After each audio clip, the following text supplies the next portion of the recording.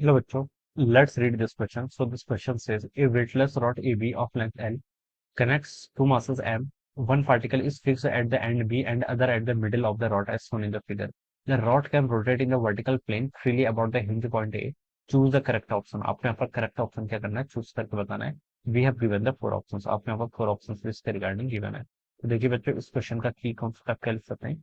Vertical complete vertical circular motion लिख लीजिए. ठीक है, क्या लिख लीजिए, complete vertical circular motion. Complete vertical circular motion, ये क्या हो जाएगा बच्चों इस क्वेश्चन का आपका की कॉन्सेप्ट. ठीक है बच्चों, कंप्लीट वर्टिकल सर्कुलर मोशन में इससे लिखा हुआ है कि क्वेश्चन में देखिए बोला गया है तो complete complete vertical circular motion लिखा है ना, rod to go around in complete vertical circular motion. ठीक है, द मिनिमम हॉरिजॉन्टल वेलोसिटी आपको यहाँ पर क्या करनी है, ये कैलकुलेट करके बतानी है. ठीक है, तो बच्चों देखिए ये आपकी सिचुएशन इस तरीके से, ये आपका हिंज पॉइंट है जिसको आपने ए बोल रखा है.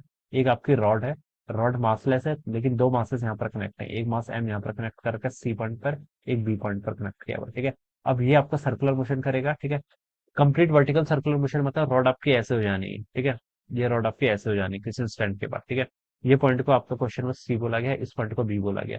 ये सी पॉइंट आपका कुछ टाइम बाद यहाँ पर हो जाएगा और बी पार्टिकल आपका बी पॉइंट आपका यहाँ पर हो जाएगा. ठीक है, तो देखिए ये आपको गिवन करती है, यहाँ पर भी आपका मास एम है, यहाँ पर भी आपका मास कितना है, एम के इक्वल है. ऑलराइट, तो देखिए यहाँ से हम क्या लिख सकते हैं, इसका पाथ इस तरीके से कुछ होगा, ये सर्कुलर मोशन करेगा करेगा करेगा, ये यहाँ पर आ जाएगा. ठीक है, और ये जो बी वाला पार्टिकल है इसका पाथ ऐसे होगा. ठीक है, दोनों सर्कुलर मोशन कर रहे हैं तो ये इस तरीके से आपकी सिचुएशन हो जाएगी किसी इंस्टेंट के बाद. ठीक है, तो हम मुझे बताना है कि कंप्लीट वर्टिकल सर्कुलर मोशन कर रहे हैं, यानी कि मुझे देखिए इसकी मिनिमम वैल्यू बतानी है. वी मिनिमम ये होगा ना दिस विद. देखिए वी मिनिमम कैसे फाइंड आउट करता हूँ, अगर मैंने वी मिनिमम को की वैल्यू वी के इक्वल क्वेश्चन में एज्यूम कर ली. ठीक है, और उसी की वैल्यू मुझे बतानी है बेसिकली मिनिमम हॉरिजॉन्टल वेलोसिटी. ये वी होगा तो बच्चों ये कितना होना चाहिए आपका, वी बाई टू के इक्वल होना चाहिए, बता सकता हूँ.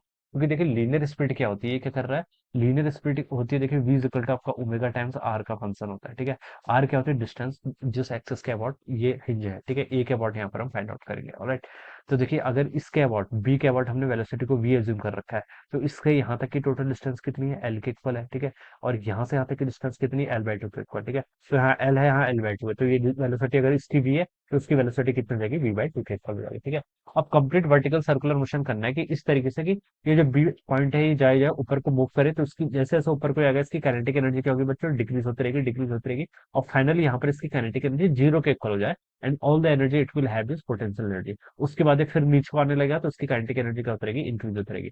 तो मुझे बताना है कि कंप्लीट करने की कंडीशन है कि यहाँ पर इसकी वेलोसिटी जीरो के इक्वल हो जाए या फिर जीरो प्लस बोल देते हैं. ठीक है, जस्ट ये थोड़ा सा आगे निकल जाए इससे. ठीक है, जिससे कंप्लीट वर्टिकल सर्कुलर मोशन हो जाए. ठीक है, ये आपका क्या है, रॉड का केस है, रॉड के केस की कंडीशन ये होती है. ठीक है, अब आप यहाँ पर देखिए टीएमईसी अप्लाई कर लीजिए, टोटल मैकेनिकल एनर्जी कंजर्वेशन. ठीक है, तो बच्चों देखिए हम यहाँ पर इनिशियली देखिए बच्चों इसके पास काइनेटिक एनर्जी थी. ठीक है, बी के पास भी सी के पास भी कितनी थी, देखिए बी की लिख लेते हैं पहले, हाफ एम. इसकी वेलोसिटी कितनी है आपकी, वी स्क्वायर के इक्वल हो जाएगी. ठीक है, वी का स्क्वायर प्लस देखिए सेकंड मास आपका सी, सी की कितनी, half M V by two का स्क्वायर, ये आ जाएगी. ठीक है, ये आप यहाँ पर एज्यूम कर लेंगे. ऑलराइट, तो ये हो जाएगा इजिकल टू देखिए जब भी आपका बी पॉइंट पर पहुंच जाएंगे. ठीक है, तो देखिए बी पॉइंट जब आपको वर्टिकल पोजीशन पे यहाँ पर था. ठीक है, तब इसके पास देखिए ये इसका लेवल है, इसमें राइज इन पोटेंशियल एनर्जी बतानी है बेसिकली. ठीक है, तो मैं इसको अगर जीरो लेवल एज्यूम कर लेता हूँ तो ये इनिशियली यहाँ पर था, फाइनली इसने एल लेंथ क्या चला गया, ऊपर चला गया, तो टोटल देखिए L plus L, twelve, twelve length ऊपर गया तो उसकी राइज इन पोटेंशियल एनर्जी कितनी होगी,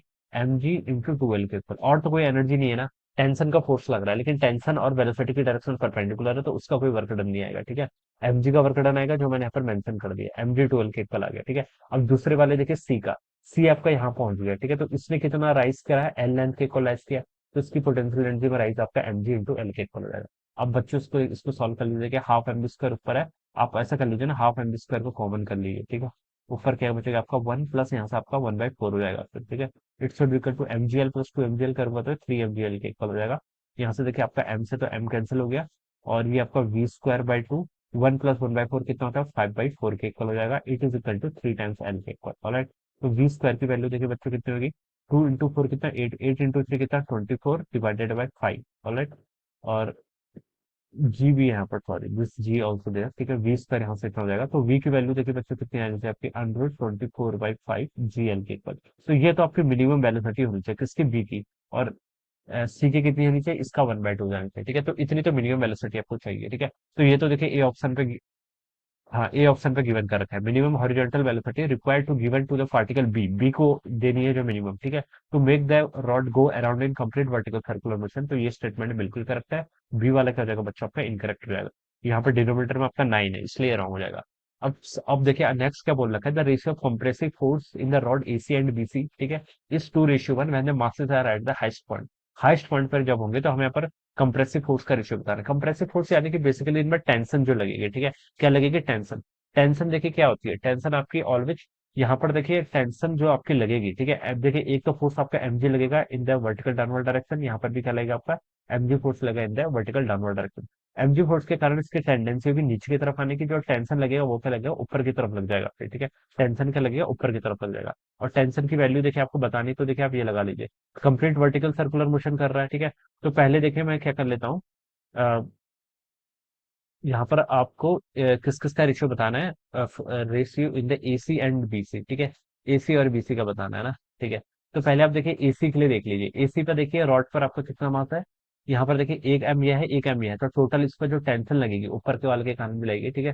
तो ये आपका देखिए इसको ऐसा लिख लेता है, पहले आप चलिए बीसी कैलकुलेट कर लीजिए, बीसी से पहले हम कैलकुलेट कर लेते हैं, ठीक है। बीसी पर देखिए कितना होगा आपका, बीसी पर अगर देखा जाए तो इस पर एम मास है, ठीक है, और इस सर्कुलर मोशन कर रहा है M G square by L, ठीक है, it is equal to M G का फोर्स डाउनवर्ड डायरेक्शन में लग रहा है माइनस आपका कितना हो जाएगा, टेंशन हो जाएगा, ठीक है, ये वैल्यू हो जाएगी यहाँ पर। तो इसकी देखिए हाइस्ट पॉइंट पर वेलोसिटी तो जीरो के इक्वल एज्यूम किया है, और ये किसके लिए एज्यूम कैलकुलेट किया अपने बीसी के लिए कैलकुलेट किया ना, तो इतना हो जाएगा। हाइस्ट पॉइंट पे वेलोसिटी जीरो, तो ये टर्म जीरो, तो यहाँ से टेंशन एट बीसी ये आपका एमजी के इक्वल हो जाएगा, ये टर्म किसके इक्वल हो जाएगी आपकी, एमजी के इक्वल हो जाएगी, ऑलराइट। ये आपका यहाँ पर से इतना हो जाएगा। अब दूसरे के लिए देखिए बच्चों, अगर हम देखें, अब हम एसी के लिए देखें, ठीक है, किसके लिए देखें, एसी के लिए। एसी पे देखिए टोटल मास कितना हो जाएगा, एम तो ऊपर भी था और एम यहाँ पर है, तो ये आपका 2 mg के इक्वल हो जाएगा। तो सेम तरीके से बता सकता हूँ, टेंशन एट एसी किसके इक्वल हो जाएगा आपका, 2 mg के इक्वल हो जाएगा, ऑलराइट। तो ये आपने टेंशन बीसी पार्ट में बता दी और एसी पार्ट में ही बता दी।